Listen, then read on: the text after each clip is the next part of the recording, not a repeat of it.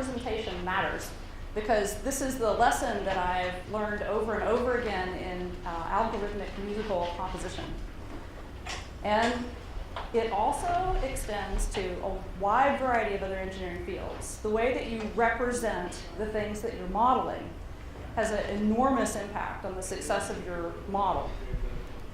So, representation being the core of model thinking, music is hard. Not everything is hard. This is a 10 and 5 gigahertz dual band feed for a satellite project I'm working on. You want to be able to operate on 5 up to a satellite and receive 10 gigahertz down. Now we know the math for RF pretty well, and we know how to make objects pretty well. So this is a case where the way that you represent the model, you don't lose a lot. I can take a model, calculate how big this needs to be, how long, these shapes, and then I can give the resulting model to my buddy, who can then machine it out of aluminum. I can take that same model and I can 3D print it out of PLA. Now I have to then metalize the PLA. You get that for free with the aluminum. But, and also when you're done with the metallization, this works just like this. You can then go back and take your results and measure it. We're used to thinking of models as being that useful and reliable.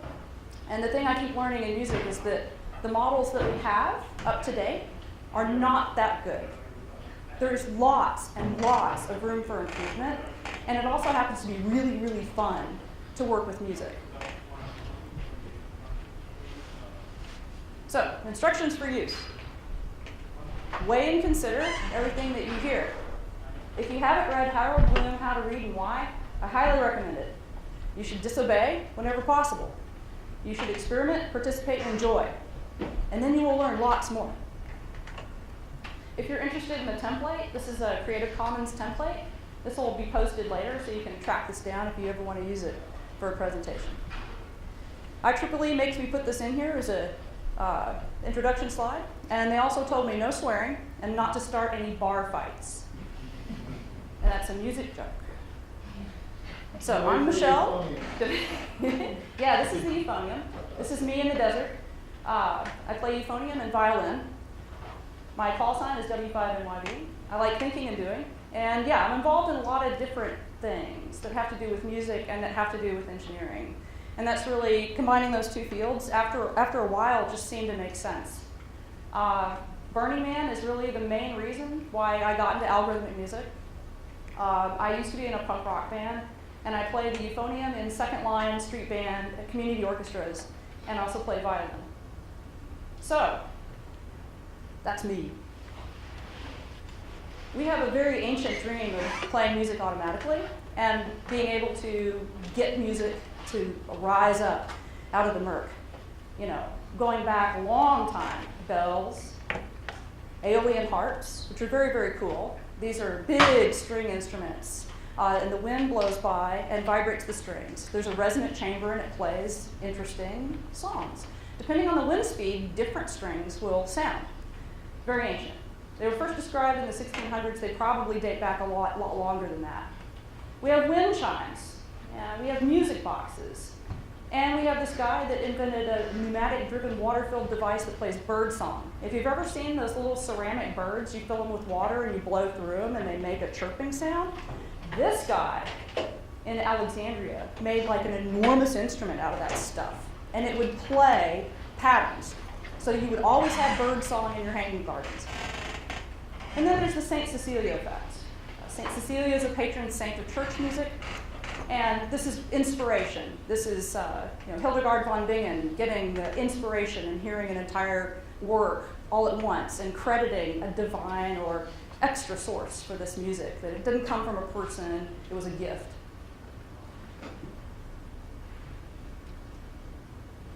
Well, then we got computers.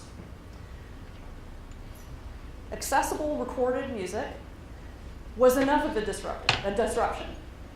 But now we have machines composing it too. It really is the end times. Or you get, don't worry about it, it'll never work. A computer can never be taught how to compose music because music is intrinsically human and creative, subjective. we've seen a process over time of music steadily moving from being almost entirely dominated by humans in an immediate ephemeral experience shared with other humans, to music being displaced in time or delayed. Recorded music was and is a big disruption. We start to listen to music from decades ago. I mean, now we can listen to music that's almost 100 years old. And another effect is that instead of enjoying music created by people near you, you can hear at any time the very best recording of any piece, and it's very intimidating from the point of view of an instrumentalist. You're not just competing anymore with, the people up the street or the people in the other bar band. You're competing against the London Symphony Orchestra. There is some evidence that this has had a negative effect on participatory music. In other words, music done in a living room, music done on the corner, music done in a parade. I'm not good enough. Because you're comparing yourself against a spatially disconnected ideal, a performance that may be from the 60s. You're also comparing yourself, to a regional, it's totally music from around the world. So good and bad to computers. This means less immediacy. So there's a reaction to that, the rise of recordings, and the rise of this threat against immediacy. And immediacy is one of the 10 principles of Burning Man. I picked this out because I'm familiar with it. These are the stated values of this particular community. Immediacy is the philosophical concept that ideas are no substitute for experience. This has big, profound effects in music.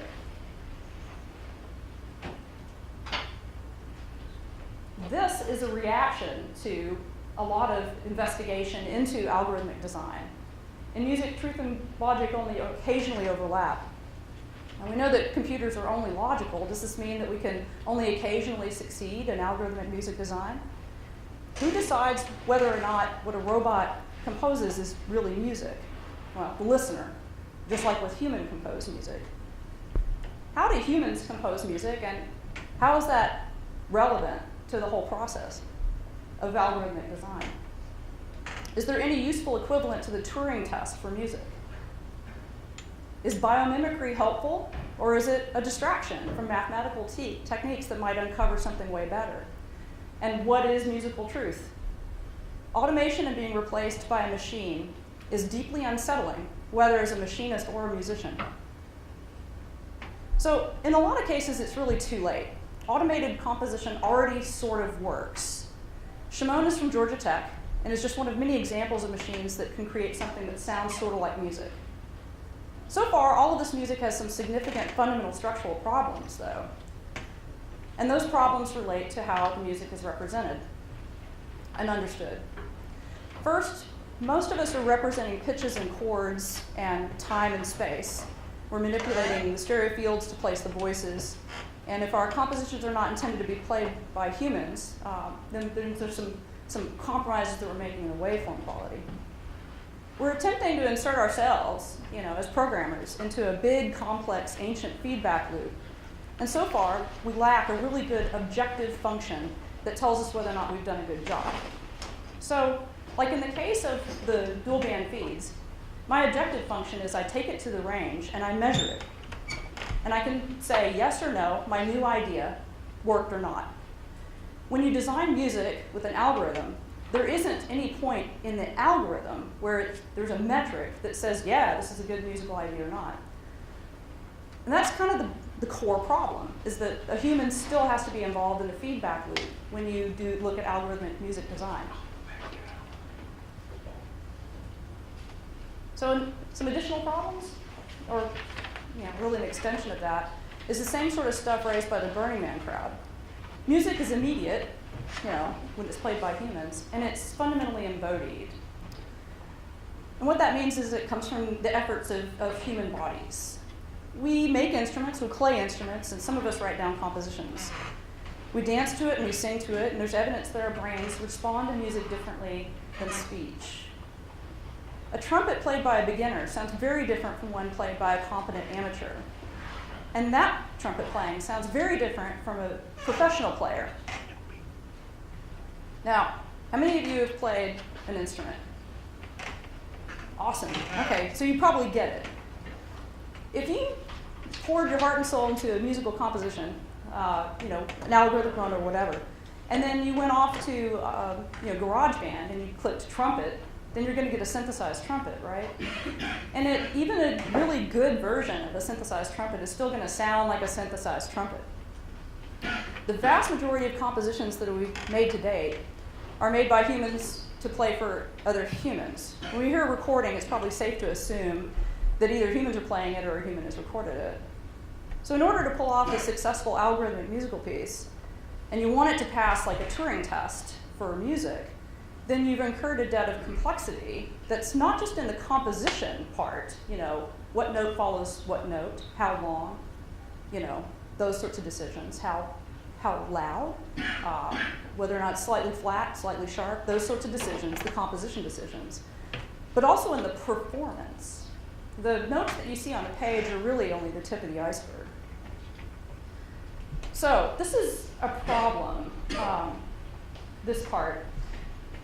Most of the people working on algorithmic music design are starting from a Western European classical base. That's the tradition that most of us are working in, and it has repercussions. Music expression is in every culture, and it's a global and ancient practice. But if you feed algorithms, especially trained algorithms, like machine learning algorithms, or you make a neural net and you train that neural net, or you are getting a Markov chain off of a body of work, what comes out is what went in from a stochastic point of view. If you feed it jazz, then you're going to get out something that's in the jazz-y style. If you feed in Bach, then you can expect to get something that sort of sounds like Bach. The decision to look at Western music has some repercussions. And the reason why we choose it, we're familiar with it, and the subject matter experts they're available all around us. And my reasons for sticking with a fairly narrow body of music, Western classical, is because I play it in a community orchestra. And our repertoire is generally like the old war horses, with a dollop of contemporary, like the Decora Eagle Violin Concerto. So this is what late stage composition of a complex piece often looks like. So this is our orchestra. We're just about ready to perform it. And this is going to be the debut of this piece. So we have, there's me trying to figure out what the heck is on the page. And we have our concert mistress. The concert mistress, the leader of your orchestra, so to speak, is the first violin player, or the primary first violin player by tradition. And what she says goes, and she decides what the bowings are, and they get transmitted through the rest of the string section. Now there's other sections other than string sections, or so I've heard, because we are the most important. But here she is taking down some notes and figuring some stuff out. Here's our conductor, a very powerful filter for an orchestra. Gives you lots and lots of, orders. Doesn't just beat time, although, they do. And this is the composer of this particular piece. Okay, so having all these people in the room together, making it, gives you, and then being able to watch this happen and see it unfold and be responsible for playing your part, really, really teaches you firsthand how hard algorithmic music design is and how much you have to model. So yeah, the conductor, they're a metronome, they're a filter on the quality of the performance. So it's not just the time thing, and honestly, you can see San Diego Symphony Orchestra has spent the past year or so auditioning a new conductor. We need a new conductor. Our conductor for a long time is retiring. And so it was very interesting. I just happened to go almost all season during this time period when they were interviewing, auditioning new composers. So imagine this, you're a visiting composer, you come in to take over an orchestra for a performance, and they don't listen to you. Sometimes this happens, you could see it happen. The conductor is trying and cueing and doing stuff that I'm sure that they cajoled and begged and pleaded in rehearsal. And the orchestra is doing their own thing. But not just one or two people, the entire orchestra has organically taken over from the conductor, said, nope, we're going to do it this way. Anyone who's ever played in the band, when the band's run away with the tempo or dragged it down into the earth, you know what I'm talking about. So that interaction, it's very telling. You can see pros do it. You know that there's a mismatch. So here, this is what we did. This piece was sort of a contemporary piece. And this is where time signatures, which are usually overlooked in a lot of algorithmic design, time signatures are not just beats per minute. When you make a naive recording of something that's computer generated, you can hear the notes perfectly in time. And you set the beats per minute and they come out that way, right? Now we're a semi-competent orchestra, you know, I mean, we'll pull our weight. We had to break down this piece because there was time signature changes out the wazoo, sometimes every measure, which I first looked at it and I thought, this is an outrage. This is not the way music is supposed to be done. What are you trying to tell me with all these time signature changes? Well, you get information out of the time signature. So you see this is, well, you probably won't see it. This is really 11/8. These are difficult times. We've broken it down into 4/8, 3/8, and 4/8. Those are little plus signs. And that shows you that you need to kind of add them together like fractions and get 11/8. Everybody knows 4/4. That's pretty easy, right? You know, 1, 2, 3, 4, you know, or cut time, 1 and 2 and 1 and 2. You know, these are the ones we're used to from hearing popular music. Waltz is 3, so 1, 2, 3, 1. Usually with like a oomph, a little flair on the first beat, sometimes on the third. You know, kind of mix it up. So as an orchestra, we had to learn this weird time signature. So if you think of 11 beats in a measure and each one gets an eighth note, the eighth note has the full beat. And you're like, what? You know, there's no easy way to dance to that, really, until you start breaking it down. So you have, and there's choices. You can divide up 11 into a number of different, you know, time signatures here, right? Try modeling this. You know, your choice about how you model the time signature in your computer program to generate your music has a big effect. So in this case, we learned, the composer came in and said, oh, this is how you do it. It's 1, 2, 3, 4, and then a 1, 2, 3, and then a 4. Okay, not 3 and 3 and 2 and 3, which gives you a different feel. The odd one out, the 3 beat in the middle, a little bit rushed. So you're doing 1, 2, 3, 4, 1, 2, 3, 1, 2, 3, 4, and you can start to feel this weird rhythm in the middle. You're not varying it very much. It may be a dynamic thing, a volume thing, but I got a first-hand view as to how important the interpretation of a time signature can be. You can split it up different ways. Like I said, you know, it just depends on you as a composer. So yeah, try modeling that. That's kind of hard. Here you can see we have. Up here is like, here's the practice where we had to learn how to do it that way. And then eventually towards the middle, we're kind of trusted to kind of interpret it and get it right. Oh, and then we move the lengths of the notes around to where it kind of doesn't really match up against your 3 anymore. The other time signatures are not that bad. 5/8's not too bad. You know, 4/8's not that bad. But putting these in there and switching them every measure gave me an immediate appreciation back in the algorithmic side of things. And I went back and changed a lot. I was like, we got to control the time better. You have to be able to model something like that. If humans can do it, and if you can model it in a computer, then it's going to improve the way that you do algorithmic design music. Here's the actual part. This is the second violin part. So you can see what you're kind of up against. So here's your 11/8, and here's what you're expected to be doing. And you see, usually you only have one note. Violin usually only plays one note at a time. We're doing chords, you know, so you could, get a good crashing sound there. And yeah, here's a little section where it's 6/8, 5/8, 4/8. That wasn't too bad. But switching from like 3/4 or 4/8 to 11/8, in other places we were going like to 3/4 time to 11/8. You just got to get it under your fingers and do it. So again, having a computer do this, I think, is worth it. It's worth putting stuff like this into models. So, yeah, the availability of Western music. This is actually a It's actually a musical composition where they decided to take the shape of a map and make the notes match the map. When played, it actually sort of sounds like music.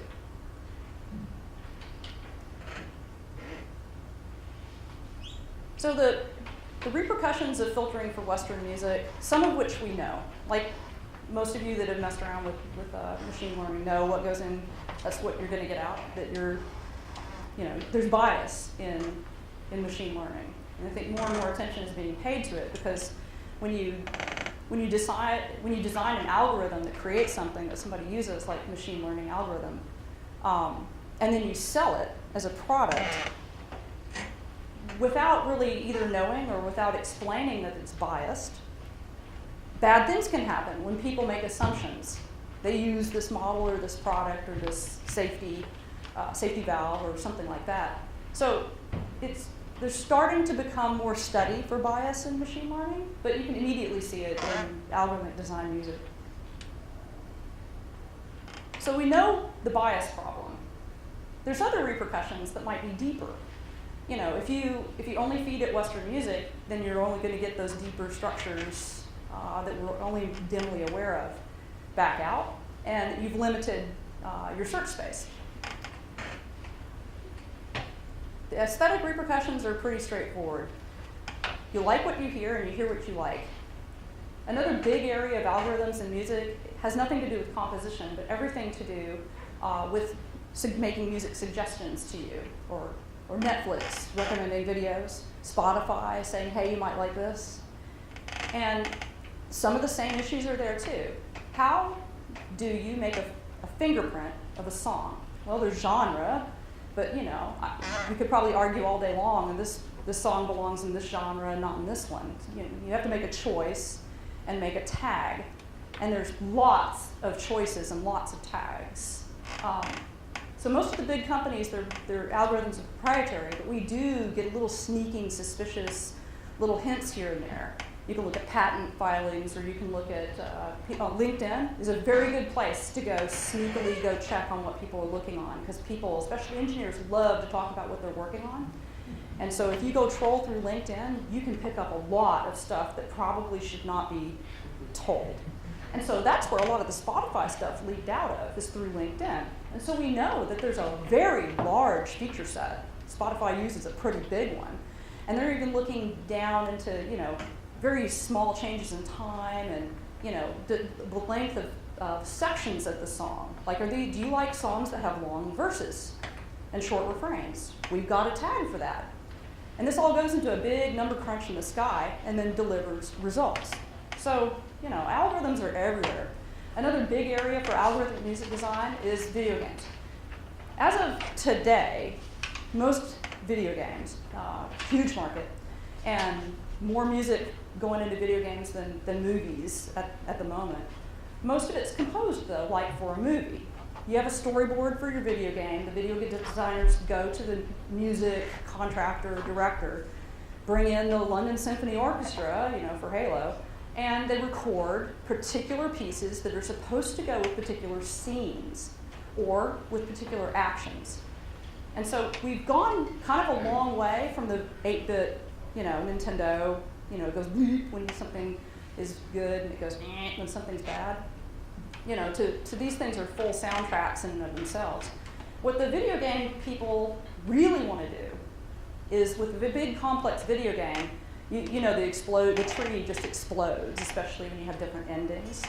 And people that play video games do not like to see repetition. They would like to see something new. They want to be rewarded for, making choices in the game. Since it's driven by you, the goal, this dream, is to have the music algorithmic, and it's composed on the fly, and it sounds good, and it puts you in the right frame of mind in the game.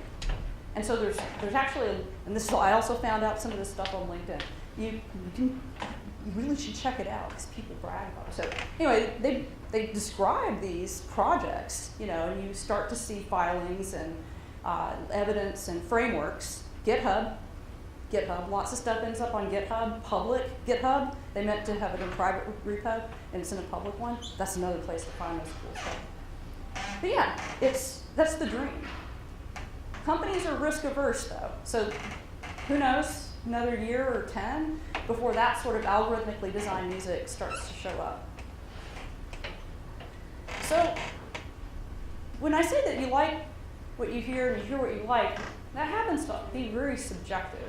I mean, like the first time I heard the Brahms Violin Concerto, I was really annoyed with it. Brahms is like famous, and I went to this concerto at the symphony, and I'm like, I'm expecting it's going to be a masterpiece and awesome. And being kind of a rube, I'd never listened to it before, and it might be shocking to the classical music enthusiasts, but no, my education has some holes in it. So I was going to fill it. So I went in there, and that piece started out good. Within the first couple of measures, it wasn't going anywhere. It wasn't doing anything. It wasn't saying anything. It didn't have a plot. And at the end, I'm like, I really am looking forward to the next piece of music. This was like, there's usually 3 or 4 pieces in a big concert, an orchestra concert. So that concert had a meet and greet. At that same performance, not very far away from me, a woman at the meet and greet stood up and started sobbing with emotion about how this was a transformative experience. She loved it. It was the best. It meant so much to her. I'm like, really? And it made me kind of think about it, and I dug into this because I remember being annoyed that the music wasn't going anywhere. And that turns out to have some pretty big implications for the types of music that we currently design algorithmically. In Western music and in Western literature, a lot of us, maybe most of us, expect a plot. We expect an introduction in our novels, because the novel is the quintessential, work of literature that we all read, right? And even non-novels, even short stories, sort of have the same structure. There's an introduction. There's a development. You have a tension. There's a climax. There's an anticlimax, and then there's a closing, an ending. And you see this pattern over and over and over again. Now, there are famous works that break these rules. Rules are meant to be broken and all. But the vast majority of literature and the vast majority of Western music follows that sort of trajectory. If you're listening for it and you're into music analysis, you can actually say, yes, that's the end of this development, or that's a transition, or this is a particular modulation. So this sort of assumption, the assumption that the music has to go somewhere and say something and have a plot to it, is Western. And I found myself kind of digging into this issue, and I'm like, wow, okay, so maybe that solves some of the problems in some of the algorithms. The preference for plot actually isn't universal. I say it's Western, and in general that's true. There's a lot of traditions of music where there's no expectation of plot or development, that it sounds to us like ambient music. And there's associations with certain instruments and certain techniques and certain sounds with certain emotions. And those things are not universal. So once you choose, your training data, or once you choose an algorithm design, then you need to be aware that you've also eliminated some potential possibilities over time. Now, there's a whole other universe that has to do with understanding and correctly modeling the sound quality of an instrument. You do want to synthesize something that sounds like a real instrument in most cases. We don't yet have complete models for many of the sounds we want to use. Synthesized strings sound like synthesized strings. Synthesized trumpets still in general sound like synthesized trumpets. And in trumpet, you have a pedal tone, the really, really low notes. You have a nice solid meaty middle that sounds like a trumpet, and then some really super high notes where some of the harmonics actually drop out and it's pure and piercing. Now usually, when you have a canned trumpet, it's varying the frequency. And the other aspects of embodied music, of humans actually making it, their embouchure changes, all those sorts of things, are usually not carried through. But there's good news here. We have lots and lots and lots of recordings of real instruments. This is a collection of sounds made on its voice and a couple of different instruments. This is in time, so time going by, so this is a frequency response. Information is in the amplitude. The louder it is, the bigger the distortion is. This is the frequency response, or the spectral display. If you sample fast enough, you have everything you need. You can reproduce that sound, you can analyze that sound without any loss of fidelity. We can use machine learning to predict the waveforms produced by a particular series of notes played by a particular musician. We can use our machine learning skills, and we can train a machine with a very large quantity of a particular musician's style. That means that we have a good chance of recreating that particular musician's style, that sound. So you say you have a favorite concert violinist. They're bright, brash, harsh, bouncy, tone, lots of fireworks. You'd recognize their playing style anywhere. You can train tone generation to sound like that player. Then when you hear a generated version of the musician's style, and that tiny hitch that happens in 7th position, 4th finger, that they never quite get right, that you may not ever really know that's what it is that makes that sound when they're way up there on the instrument. When that happens, it sounds right. The tendency to rush through the arpeggios in Bach, just a little, you can catch that. Machine learning is more than good enough to do these sorts of things. Now, imagine a library of violin solo parts that correctly match. It's hundreds of expert soloists, and the styles will correctly match up with your musical composition. When the pattern of the notes where they make, I hesitate to say mistakes, but when they express their style, when it shows up, it plays that way. So we can successfully train a machine to make the most of the right sounds at most of the right times, but we have to be really careful, because doing this means you're analyzing a musician's style from a particular point in time that's frozen in time. And they're extracted. This is now apart from the feedback loop that they are part of every time they play. Like the picture that I showed you of our orchestra with the concertmistress and the conductor and the composer. Those feedback loops happen all the time. They happen within your section, within your own mind.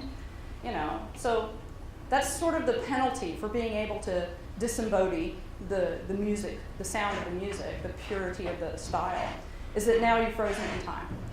And then there's another question. Do you use all the recordings of that soloist and then average them all together throughout what might be a long career where their style changed? Or do you use only the early ones when they first became famous? Or do you use the ones from their mid-career when they were in a slump? Or from the ending where they got their mojo back, but their technique was just not really as crisp as it used to be? Or do you use the ones that the critics liked? Or do you use the ones that the audience liked? Those may be very different recordings. You just go grab a random BBC Music magazine, flip to the back, and you're going like, really? A critic liked that one and hated the one I love? Or do you use the ones that the musician liked? If you can find evidence that a musician actually ever likes anything that's recorded of their own, if you can trick them into saying that's the one, then you have a silver tongue. But let's say that you could. Let's say you could trick them into it, or they were still around to even be able to tell you. A lot of the recordings of the solo violin playing, a lot of people say its best days were early 20th century. So a lot of those guys are gone. And we have recordings, but we don't have a whole lot of their opinions about the recordings. So these are all decisions that each of these decisions can result in a completely different expression of style, and it brings up kind of a key point. When you train your machine in machine learning on data and you average everything, you shovel it in like it's a boiler and it all gets burnt up, then there is sort of this normalizing thing that is happening. And in some cases, you train on data first and then train on different data later. If you swap those things, sometimes bad stuff happens. So, these decisions in terms of music have big effects, and in other fields too. So why choose when you can have them all? You can probably make a case that you could make separate algorithms for, Yitzhak Perlman young, Yitzhak Perlman middle age, Yitzhak Perlman now. It's kind of cranky, still touring. So there's plenty of room here, and this isn't deciding what note to play. We're assuming some other machine does that. This is a machine that picks the right style based on real humans doing real things. Like vibrato, which is you roll your finger on the string. And that's what gives you the wah, wah, wah, wah, wah sound on guitars and violins. Fairly late innovation. We didn't always do vibrato on violin, and now it's almost universal. Everybody does it. It's easier to turn it off after you get used to doing it all the time than to turn it on. But how do you model vibrato? There's several ways that musicians use vibrato. You start out on the note, bend down and up, and that's one effect. Start out on the note and bend up for a particular effect. It gives a lifting effect, especially you put a little tweak in there when you want to emphasize something. Those are two different sounds. So as a modeler, you've got to know that. Talk to enough violinists and get them to admit, And then also the equal vibrato, fast versus slow. Starting out fast and then slowing down makes it sound like it's getting quieter when it's really not. All of those things, you just got to feed the machine. So where did I find out all about this? I found out a lot about the difficulty of modeling sound and understanding acoustics when I built a pipe organ. So why build a pipe organ? It was an excuse to try out algorithmic music designs, for one thing. To learn firsthand what it was I was manipulating with the math, and to directly confront the problem of designing sound, and to be accountable to the laws of physics, and to burn it at Burning Man. Pipe organs traditionally have been part of an architecture. They were literally built into buildings, built into a lot of sacred buildings. You don't see hardly any of a pipe organ. You see the console, and you see some pipes, and almost every case, the pipes that are visible to you are not sounded. They're decoration. The wind chest, the blower box, the tracking system, the valves, everything is usually behind a wall. And you see a console with manuals. A manual is a keyboard on an organ. And there can be 2, 3, 4, 5 of those. And then lots of crazy button stoppy things that you yank out. Pulling out all the stops, that phrase is from pulling out all the stops. You're engaging all the ranks of pipes, all the effects all at once, making it really loud. And that's where that phrase comes from. And so we decided, a little group, just said, we're going to show people what a pipe organ really looks like. We're going to show it to people. We're going to spread it all out, and we're going to show you all the blower boxes and everything. This is how we made it. This is, these equations are ancient. They're old. So we knew that part. We can predict it. And we set it up, everything right there. You can walk right up to it and play it. We figured out a way to explain how ranks and tracks and stuff work. Pretty straightforward and easy, as easy as it can get. This is the upper manual. So this corresponds to this. This is the lower manual here. And you get to pick which set of pipes. This is a chamber organ. It has 2 ranks of pipe. Each rank is 61 pipes, so there's 122 total. They're all mixed. They're all mixed together.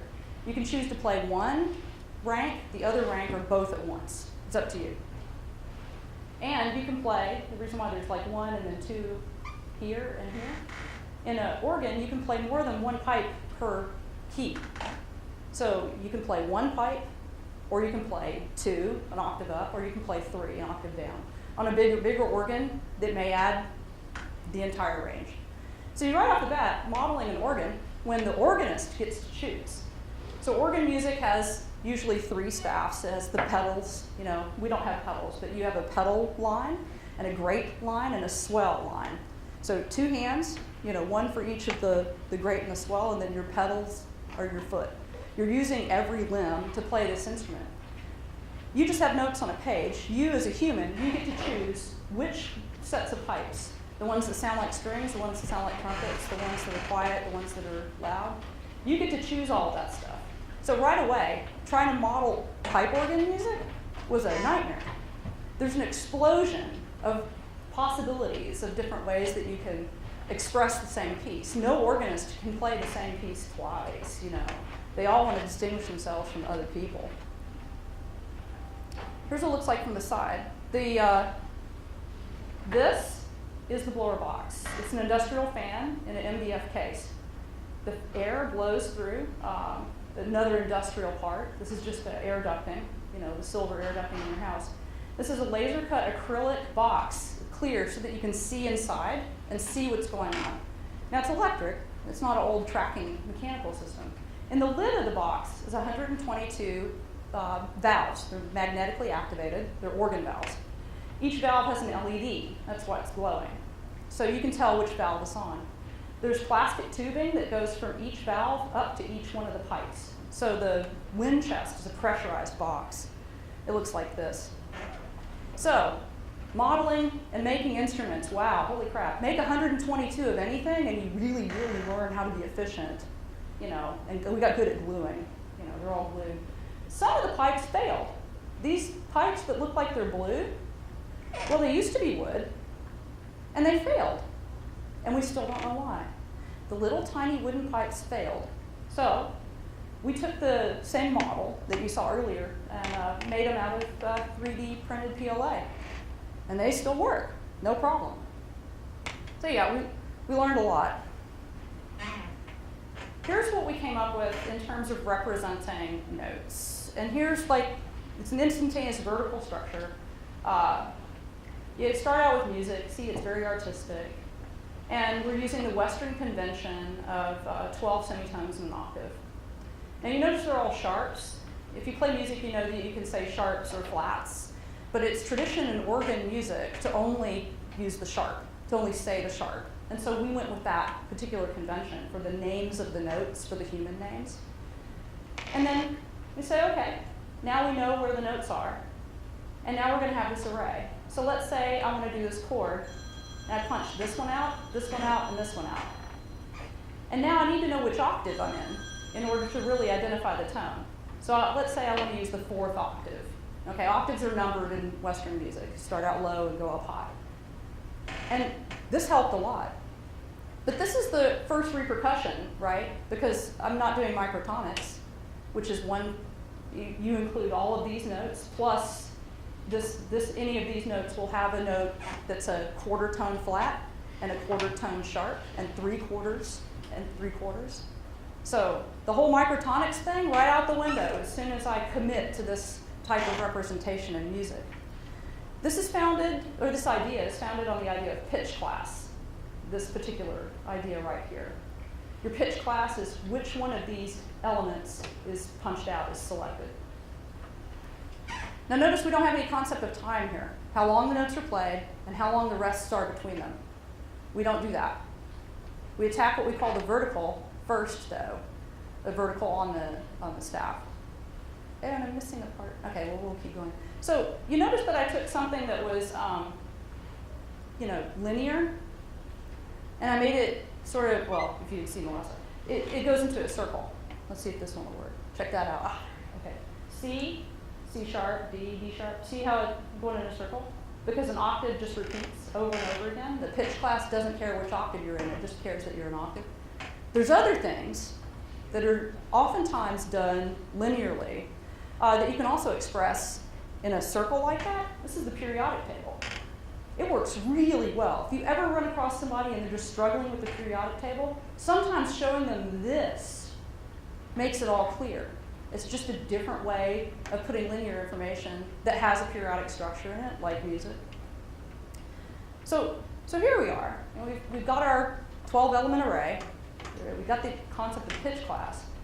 Another thing that pops out of Western music that you need to be aware of in algorithmic design is the circle of fifths. There's also a circle of fourths that's used in jazz. Circle of fifths you'll find in classical, pop, and rock. And what it is, it's multiplied by... Sure. That doesn't look like a circle of fifths to me. Not yet. Okay. Not yet. You'll like this. So what do? You multiply by 7 modulo 12 to get to the next fifth, right? Okay, so here I am, and I'm going to go G, right? And then I'm going to this really is 7 modulo 12, right? The modulo 12 means I just keep coming back on the same circle. I don't spiral off, and multiply by 7 is really a shift here. But we're in computer land, so. And what do you do when you unwrap that? Like I'm bouncing all the way around here, right? I've got these in ascending order with respect to frequencies, just going up the octave. But when you unwrap it, and you say, okay, that C, that G, that D, I'm just going to keep following it around, then you get this thing called the circle of fifths. Now you can exploit this in algorithms, and you really should, if you want your music to sound like Western music. What does this do? Well, it lets you immediately see the relationship of the key signatures that we all know and love as musicians. So you start out with your major, you have 1 sharp, 2 sharps, 3, 4, 5, 6. Oh my gosh, try to play that in violin, it's horrible. You're going back the other way. Yeah, this is everybody's favorite key, And you notice they overlap here at the bottom. This and this are functionally equivalent. You've thrown in enough wiggies, to where it's the same. And this is good. But it gets worse. All that complexity, and it's just the music theory part, not the wiggle, how do you model a vibrato, when do you throw that in, and dynamics. We haven't even gotten to that yet, although it might be on this page. This is a music theory cheat poster you can buy or download and print. And it's got a pretty good summary of the basic stuff just to get you off the ground. Now here's our circle of fifths again, but now it's in the context of all this other stuff. And yeah, we do have dynamics. So we have over here, this is tempo markings. And then dynamics, how loud, how fast. This is just Western tonal music. It's ordinary, regular, nice sounding stuff. There's also atonal music, against tone, not tonal music, that doesn't follow these rules, follows different rules, sounds different. And then it gets worse. Yeah, it's pretty daunting. Some of these instructions, actually all of these instructions are, they're jokes, but this is done for musicians, composers, and enthusiasts. So you can see, it gets nasty. Here's something that's kind of interesting. So music does not progress linearly. It's a big, messy field, and there's lots of eddies and cul-de-sacs and superhighways. So here's something this is the full page from the Strad magazine. This is called New Complexity. So what is that? That doesn't look like a note. Okay, here's a trill. You hold the top note and you're trilling harmonic finger pressure. Look at these dynamics. So, and look at that. That's really, really fast. So this is from '83. Microtonics, that quarter tone sharp, quarter tone flat, 3/4 sharp, 3/4 flat. And this is an area of music theory and performance where the legitimate advice is spend time away from the instrument to start off with. Because if you sit down with your instrument and try to play something like this, something very contemporary, very difficult, very complex, then it's going to end in tears. But how? This is just one sheet out of this long work. Here's some pretty challenging dynamics here. You're varying the dynamics, and that's, lots of fireworks there. So you might, if you're lucky, you might get some instructions from the composer. To execute the C sharp to D quarter sharp trill on the A string while playing the D harmonic on the D, I stretch from thumb first finger on the trill and fourth finger on the D string. It's doable, but it takes a little working out. Okay. Trying to model stuff like that is hard. And it's really kind of just the tip of the iceberg, This is you can see there's some notes here. There's a whole world underneath the notes. And that's what makes this whole area really kind of hard. So, what do? You get an appreciation for how hard and messy it is, and you retreat into physics. Pitch, right? Just stick with pitch. Go ahead, just go back to it. Get a good development, a fundamental development of which notes come after this note or that note. And then, okay, maybe there's some organic stuff that will happen later. Maybe just figure out all that performance stuff later. It's a legit approach. And that's what we did. You know, we punted all the way back to MIDI. MIDI tells you you're playing a tone, and it can tell you how long, and you can get dynamics in there. You can get volume and some pitch bending and stuff like that. Totally legitimate way to do it. So what are we doing? Our project, our little organ, is called Organ Donor, so that's where this name comes from. These are the strategies that we, after we settled, okay, MIDI, and we got our signature, that array that I showed you. What do we understand? We're pretty good with Markov chains, we're pretty good with info theory, pretty good with stochastics. The stuff over the next year that we're going to dive into is where finite fields work in, and tessellations, which is how you split up a plane with the same shape or a subset of shapes. Shapes are chords from that circle. A regular polygon plopped down into that circle of notes sounds good. An irregular polygon, not so much. That's a clue. That's a clue that all that cool geometry and algorithmic theory stuff might have application here. So we're going to try to find that out. Deep learning is all over the place and has application here. The search space for music is enormous. This really shines there.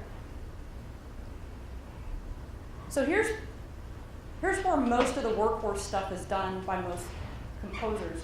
You develop a transition matrix. This is a Markov chain with notes. Now there's this song, some song I found called Ode to Joy by this Beethoven guy. And it's pretty good.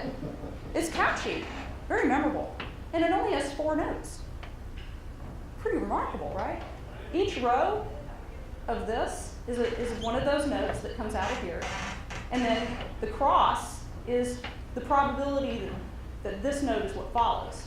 So you look up here, you start here, and you go, okay, I have a 33% probability of this note following this note. I have a 67% chance of this note following this note, and so on. And your rows better add to 1, because probabilities add to 1. And that is a transition matrix. And we use pitches by the MIDI standard. And we still kind of punted on length, but what we did is we have a transition matrix, one for the entire piece, notes and rests. One transition matrix that just handles the pitches of the notes, just like the one on the previous slide. Just the pitches, not the duration and not the rests. And then one for the duration of the notes. You know, if a note is short, it's probably followed by another short one and another short one, because there's lots of arpeggios in some music, right? Eventually you hit a long one, right? You want to capture that because it gives you the character of the length of the notes and for the duration of the rests. Now something about rests. There's rests that are in the sheet music. And then there's rests that are not. Those little gaps between notes, those little delays, all of those things make music sound real instead of it being mechanical and exact and perfect. Humans just don't play like that. And a lot of the emotion and the meaning comes from rests. So we started viewing rests as a note. They're just as valuable. They give you lots of information. And you need to know their duration. And you need to know when the rests happen. It still doesn't sound like music. The result is a long, sort of undifferentiated recitation of what probably came after what. So we started looking at different instruments. You take Beethoven's 7th Symphony, and you break down, it's a performance, so it's not a MIDI, not a computer-generated MIDI, it was a performance. Then you get a MIDI file for each instrument. And this is the equivalent of cleaning your data in the big data problem. You're going to, as a big data person, you're spending almost all your time cleaning data.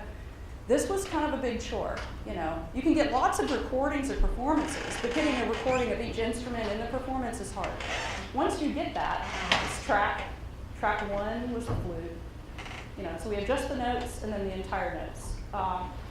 And so each track is here. And this is, I think this ended up being, this is the Timoney Constant. The Timoney Constant is part of Markov chain study, and it's interesting. You probably have encountered it without even knowing it. The Timoney Constant is used in analyzing the World Wide Web, and it's how many clicks do you have have to make if you were dropped down at a site to get to some other site that I tell you to go to. Like, how many clicks does it take? And of course, Google, maybe 2, right? But it's used in determining whether or not your Markov chain or your network is easily navigable. So what does it mean here? Well, the Timoney Constant here, notice they're really high here, that was the thing that got our attention. It's like, oh, okay, I get it. Well, the Timoney Constant is, how long does it take for you to come back to a certain note? In a lot of cases in Western music, a musical phrase is you start at a particular note, you do something, la la la la la, you're on this excursion, and you come back to that note. A lot of times it's the fundamental note of the key, and it ends up being called a phrase.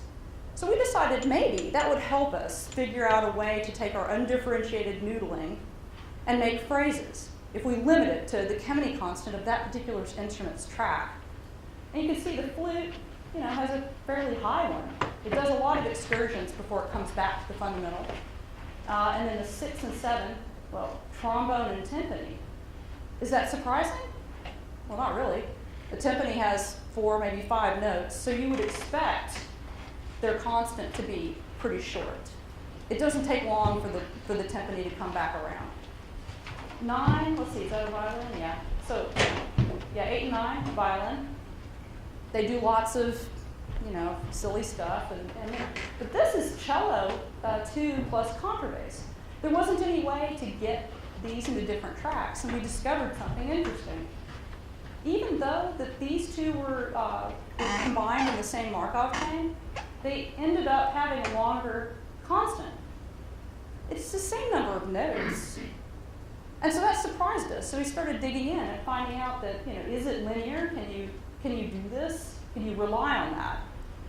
And we're going to keep working on it. But it looks like that, this is a good indication that using that particular constant for Markov chain theory might give you phrase length. And once you have phrase length in a certain style, some phrases are short, some are a little longer, some are a little longer, you can start building up structures that sound more like music. And that got us really excited. What do you do with info theory? This is entropy versus time for the violin 1, 2 part, the viola, the cello 1, and the cello 2 plus bass. In other words, the string section. Well, look, the entropy goes up and down. This is bits of entropy. One of the big surprises is that we analyzed a lot of classical music and we found out that the entropy is really low. There's not a lot of uncertainty in music. It doesn't matter if it's really exciting sounding music or feels like every phrase is different. When you analyze it with respect to entropy or uncertainty in information theory, the mathematical level of uncertainty in this particular piece, there's a lot of structure, a lot. It's very predictable and repetitive. And I was like, wow, to me it was kind of disappointing. And also because it was so low, it didn't give us a big dynamic range of entropy to do measurements that I wanted to do, which was take the Timoney constant. How long is the phrase? How far into the piece we start that constant length sample? We're going to do a sliding window of a phrase length for each instrument. Some are longer and some are shorter. I'm going to walk down the piece, and I'm going to look when the entropy changes. Because I suspect that the entropy will go up when there's a section change, when there is a change in theme, when we stop doing some sort of repetitive phrase and we make a big jump in variation, because that's what I'm after. That's what I want to capture. That's what I want to start doing with music. I want it to have a structure like a symphony. And sure enough, we did actually see this. Entropy usually almost always starts out kind of high and falls because you never know what the first note's going to be. Or so this is kind of a write-off. It actually goes way up here on the chart. But you can see that there's some dips and there's some ups and downs, where it becomes repetitive or whatever. And so part of the process is using this sort of stuff to feed back into an algorithm that knows what the phrase length is. And you can say, how many changes in a music do you have? How many different themes, how many different parts? Where do they overlap? Some instruments are playing the same thing for a long time, and some are not. Yeah, oh, sorry, okay. We did a lot more. And we did a lot more. And there's recurrent neural networks. You can use Markov chains, you can use recurrent neural networks, and you get to use convolutional neural networks. You get to mix convolutional image processing stuff to find out what chord you should play. And that's it.